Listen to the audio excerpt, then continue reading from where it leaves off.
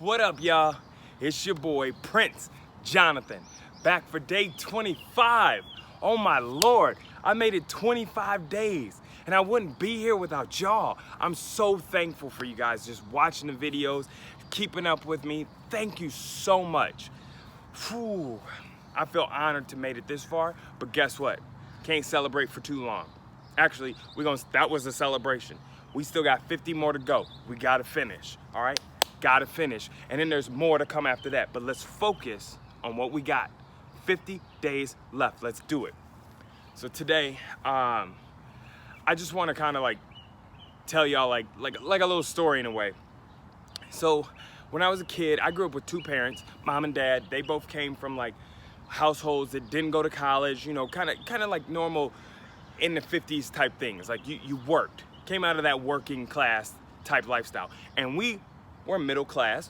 We worked, my parents worked. My dad was really good at needs versus wants. My mom worked a job and then it was a stay-at-home mom for a second. That was pretty much the reason I got to college and in high school, because she stayed at home and my ADD was definitely contained into a nicer box. So that's why I'm able to do it. I credit my mom for that one. But there was something that I was thinking about today, and I was like, man, back in the day, that need versus want, I love BMX. Look it up, BMX bike, freestyle racing, I love that stuff. And now I love rallycross racing, everything with wheels that are fast and go hard. I love that type of stuff.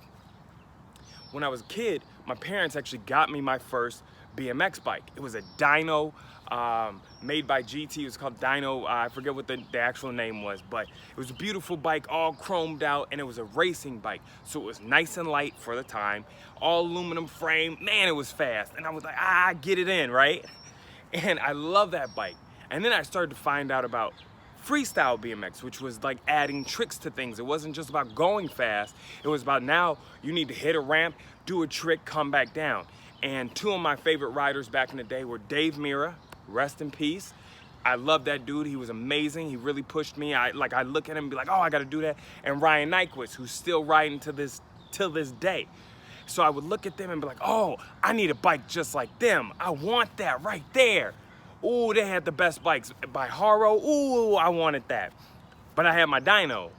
And I talked to my dad. I was like, Dad, I really want this bike. And he was like, all right, well, you're gonna have to earn that bike. You're gonna have to pay for that. And at the time, I wasn't working. I think I was probably around 11, 12 years old, somewhere in there.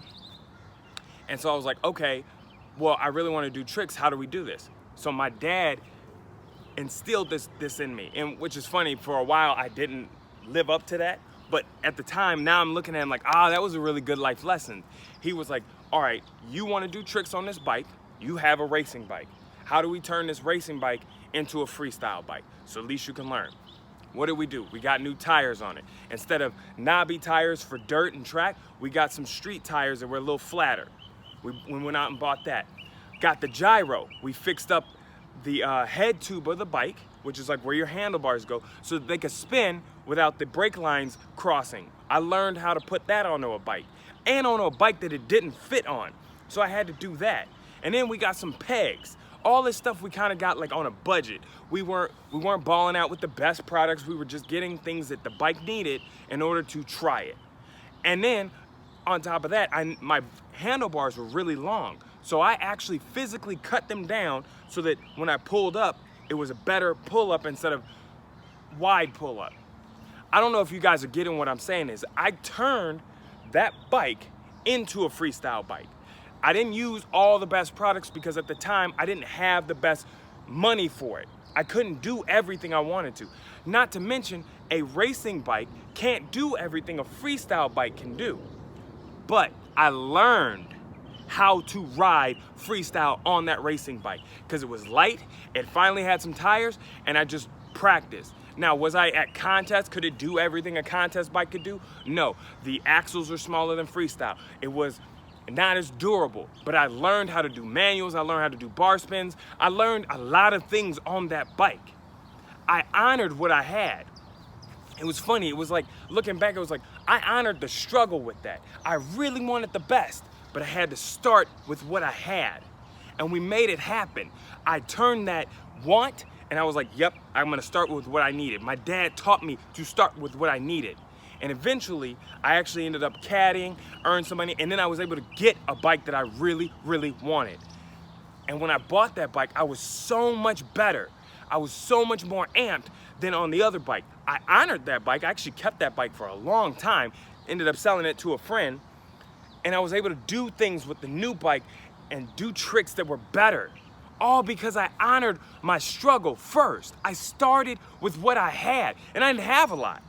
I had the dyno, that was it. What I'm saying is, what system are you in right now? Where do you want to go with your life? Where are you at right now? First, take a look at where you're at. And if you want to go really far away, you need to look at the system that you're doing. Are you trying to put too much on things that are out of your control? Are you trying to put too much into things that you don't have the skill set for? Take a look at where you're at and start there. Add pieces to that puzzle. They may not be the flashiest. They may not be the best.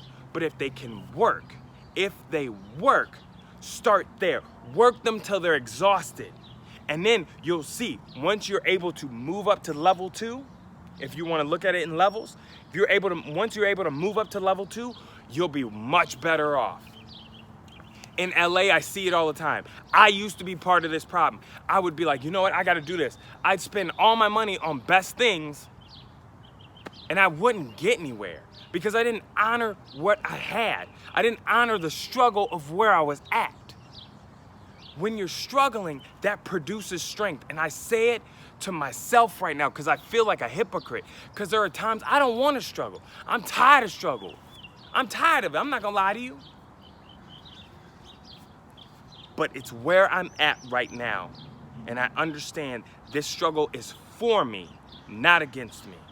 So I'm looking at my systems and saying, oh, I need to get better at working with a team.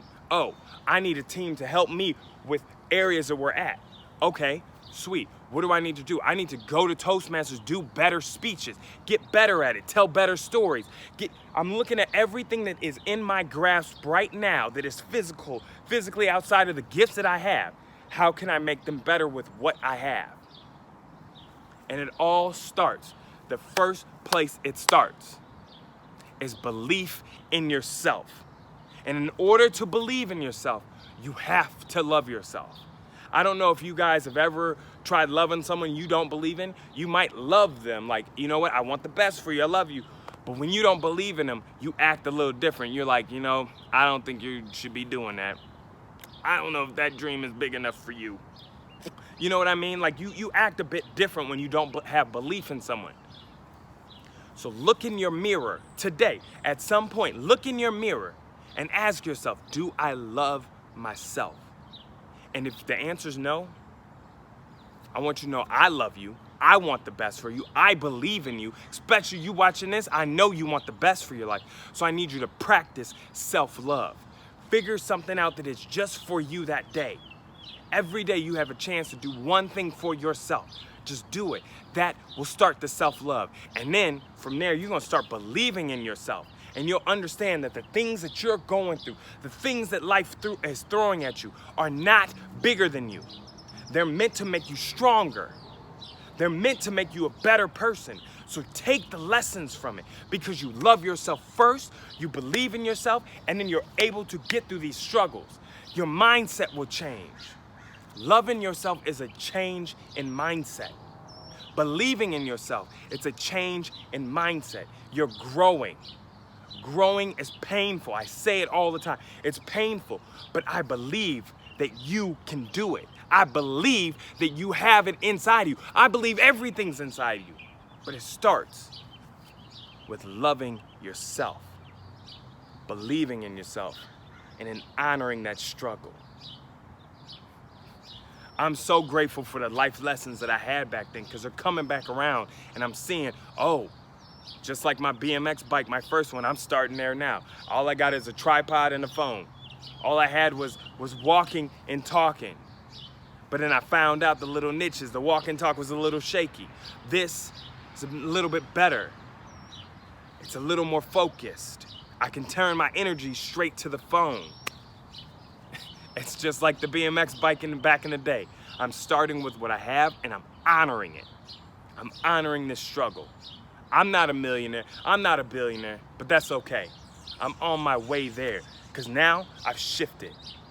And I truly love myself. I truly believe I am a gift from God.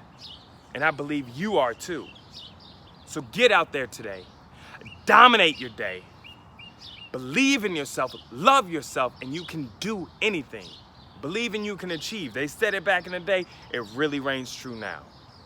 Get out there, dominate your day, y'all. I'll talk to you tomorrow.